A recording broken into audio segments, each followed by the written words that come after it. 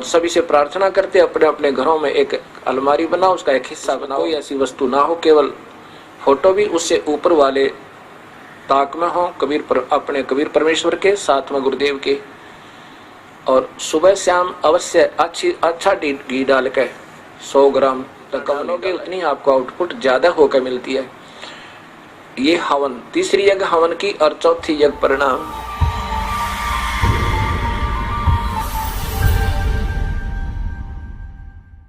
ये नहीं कहा जा सकता कि नित्य पाठ मत करो, ये गलत है। ये कहना कि ये व्यर्थ है, भाई आरती मत करो। 5 यज्ञ करनी होंगी पर निष्काम भाव होते हैं, ऐसा ही लिखा है, नी इच्छा। एक यज्ञ है धर्म की, धार्मिक भंडारे अनुष्ठान, ये अवश्य गुरु आज्ञा से करवाने होंगे। और सुबह शाम जोत लगावे, ज्योतिक हवन का काम करेगी। और शाम की आरती सुबह के नित्यक्रम अवश्य करने होंगे। इससे हमारे हृदय में ज्ञान यज्ञ बनी रहेगी, ज्ञान यज्ञ होती है। और ज्योत जो है, ज्योति जो जगाते हैं, ये कहते हैं अंदर की ज्योति जगाओ, बाहर की ज्योति नहीं। ना तो अंदर की जगह इनकी, क्योंकि नाम गलत, गीता के विरुद्ध। और बाहर जो धर्म से पुण्य होना था, जो लाभ होना था, वो बंद करवा दिया। ऐसे ही धन धन सतगुरु, ऐसे ही राधा स्वामी पंथ में कहते हैं ज्योति मत लगाओ, ना कोई धर्म पुण्य करना, तुम्हें भोगना पड़ेगा। अब ये अधूरे सधूरे मार्गदर्शन करके इन भोली आत्माओं को ऐसे भ्रमित कर दिया। हमने गीता में जो लिखा है वो तो करना ही करना है। हम भी उसको कहते हैं कैसे, कि जैसे गीता में लिखा है कि तुम मेरा पाठ कर अर्जुन, गीता का नित्य पाठ करता रहे तो मुझे ही प्राप्त होगा निसंदेह, कोई शक नहीं, इसमें कोई शक नहीं।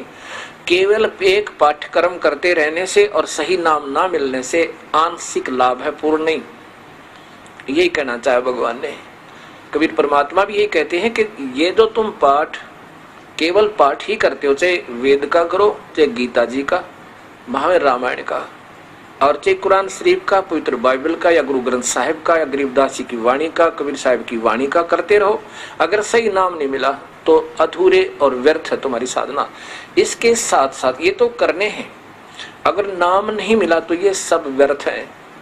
जैसे खेत में बीज बीजा नहीं और खाद और पानी सुचारू देते रहे तो क्या लाभ होगा? घास होगा, अन्न नहीं होगा, भूखे मर जाएंगे। ऐसे ही हमने पहले बीज बीजना है और सच्चे और सार नाम का, और उसके बाद फिर ये धर्म यज्ञ, हवन यज्ञ, परिणाम यज्ञ, ज्ञान यज्ञ, ज्योत भी जगानी है सुबह शाम, और अखंड जगा दे तो कहना है कि दिन रात चलाव है। और प्रणाम यज्ञ, दंडवत प्रणाम,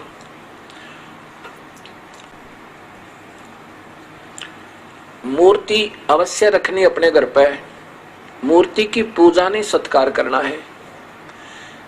अब कोई तो मूर्ति पर अटक गया, उसी का भोग लगा, उसी की आरती तारे, उसी का प्रार्थना करता रहे, बस बन गई बात, उसी का माला डालने जा, उसी का धूप पर जोत जगा दी, ये व्यर्थ है। मूर्ति हो अपने इष्ट और गुरु की अवश्य हो। और दंडवत प्रणाम करे उनको, सीने से लगा अपने गुरुदेव की मूर्ति को, अपने इष्ट की मूर्ति को। इससे हमारे अंदर विनम्रता और उनके प्रति श्रद्धा बनी रहती है। ऐसा ना करने से भी हम अधूरे रह जाएंगे। केवल मूर्ति ही पूजता रहे, ये कबीर साहब ने खंडन किया। नादानो, तुम केवल मूर्ति पर ही आश्रित हो गए, मंत्र से ही जाप कर नहीं रहे, इसलिए मूर्ति पूजा का खंडन किया। लेकिन मूर्ति का होना अति आवश्यक है, उसे देखते हृदय में गदगद हो जाता है। जैसे हम किसी ऋषि महर्षि की मूर्ति देखें, आत्मा में भक्ति की प्रेरणा जागृत होती है। ऐसे ये मूर्तियां सेंटिमेंटल का काम करती हैं, होनी चाहिए हर घर में। मंदिर में, घर मंदिर अपना एक कोने में मंदिर बना लो, एक अलमारी में, उसके एक ताक में, एक हिस्से में अपना मंदिर बनावे, मूर्ति रखा अपने गुरुदेव की, अपने इष्ट देव की, क्योंकि इष्ट देव की पूजा अवश्य होनी चाहिए। उसकी मूर्ति भी होनी चाहिए। जैसे कबीर साहब हम सबका इष्ट है, और ब्रह्मा विष्णु महेश के पिता निरंजन ज्योत निरंजन काल भगवान गीता में जो कहता है उसका भी इष्ट है। 18वें अध्याय का 64वां श्लोक निष्पक्ष भाव से फिर दोबारा सॉल्यूशन करके देखो उसको। तो हम सबका इष्ट देव तो कबीर परमेश्वर है, उसी की मूर्ति, और साथ में वो गुरुदेव जो सच्चा नाम देता उनकी मूर्ति अवश्य घर में हो, और फिर ज्योत लगावे।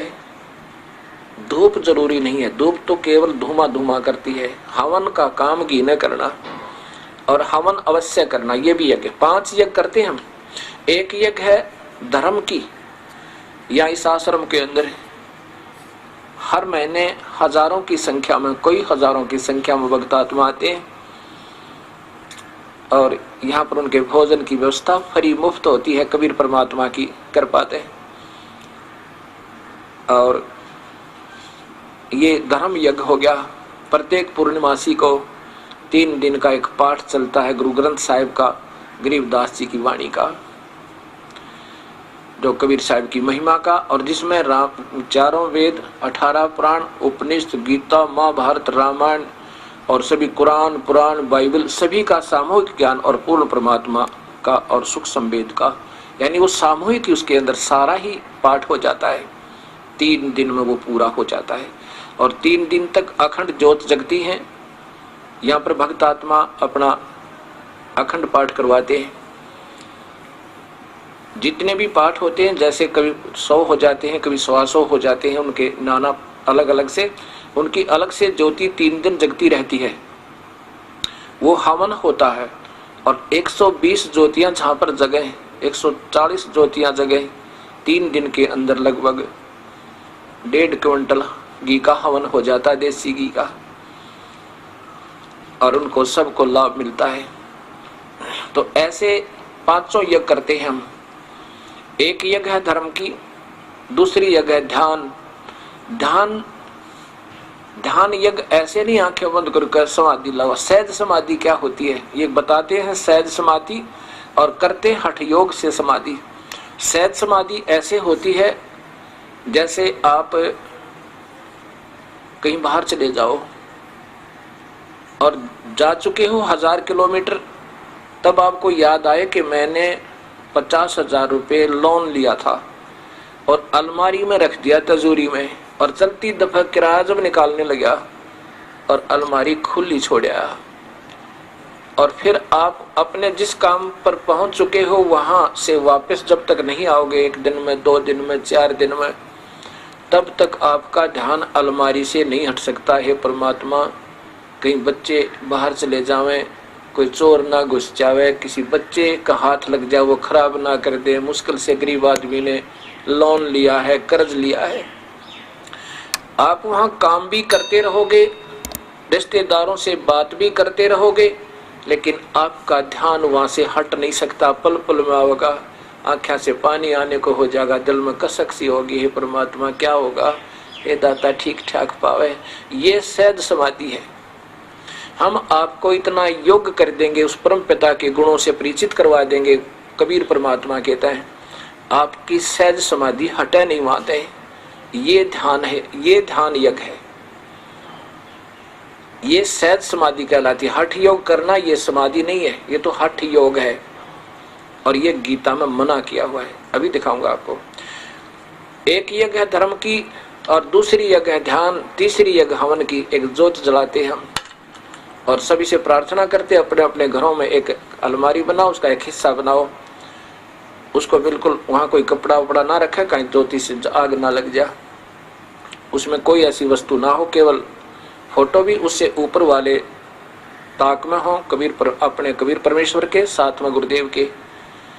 और सुबह शाम अवश्य अच्छा घी डाल के, 100 ग्राम तक कम नहीं डाला है, और ज्यादा डाल देता, जितना भी आप बीजोगे आप ही को देगा भगवान। ये तो आपकी आउटपुट है, जितना डालोगे उतनी आपको आउटपुट ज्यादा होकर मिलती है। ये हवन, तीसरी यज्ञ हवन की, और चौथी यज्ञ प्रणाम। गुरुदेव को दंडवत प्रणाम करे, और मूर्ति को सुबह उठते ही, मैं तो अपना भाव बताता हूँ, अपने गुरुदेव की, अपने इष्ट देव की मूर्ति जब दिखे अपने आप नतमस्तक सिर हो जाता है, डटया नहीं जाता और ऐसे दंडवत प्रणाम करता हूँ, ये पूजा नहीं होती। और यही हम, क्योंकि हम समझ नहीं पाते सतमार्ग को, तब तक हम एक को रिजेक्ट कर देते हैं, वो तो मूर्ति पूजा करते हैं, वो तो ऐसा करते हैं। पूजा क्या होती है? सत्कार कोई और चीज होता है, पूजा कोई और चीज होती है। पूजा जैसे पतिव्रता अपने पति की पूजा करती है, आदर सत्कार सबका करती है, और पतिव्रता पत्नी का पति विदेश चला जाए तो फोटो से वो कितना प्यार करती है, उसकी आस्था रह रहकर उमंग बढ़ती रहती है, उसके गुणों की याद आती रहती है। ऐसे ही हमने मूर्ति अवश्य रखना चाहिए, लेकिन पूजा नहीं, सत्कार करे, अवश्य करे। और पांचवी यज्ञ है ज्ञान की। ज्ञान क्या होता है? सुबह हम पौन घंटा लगता है लगभग, सुबह के नित्यनेम गरीबदास जी कबीर साहब की वाणी के आधार पर करते हैं। ये तो देखो प्रमाणित शास्त्र है, चाहे गीता का पाठ कर लो और वहां में गुरु ग्रंथ साहिब का पाठ कर लो, और चाहे कुरान का करो, बाइबल का करो। और ये ज्ञान यज्ञ कहलाती है, जिसका गीता जी में कहा कि तू मेरा पाठ करता रहेगा, गीता जी का पाठ करता रहेगा अर्जुन, तो तू मुझे ही मिलेगा। क्योंकि काल के जाल में रहेगा केवल पाठ करेगा तो, और सही नाम मिल के साथ भी करेगा, सही संत से नाम लेकर ओम नाम का भी अगर जाप करना है तो पूरे संत लेकर, इन और नामों का नहीं। कबीर साहब कहते हैं कोटि नाम संसार में उनते मुक्ति ना हो, तो करोड़ नाम है उनते मुक्ति नहीं होगी। और सार शब्द मुक्ति का दाता जाकू जानना कोई। अब ये ऐसा विवरण होता है इसका। अब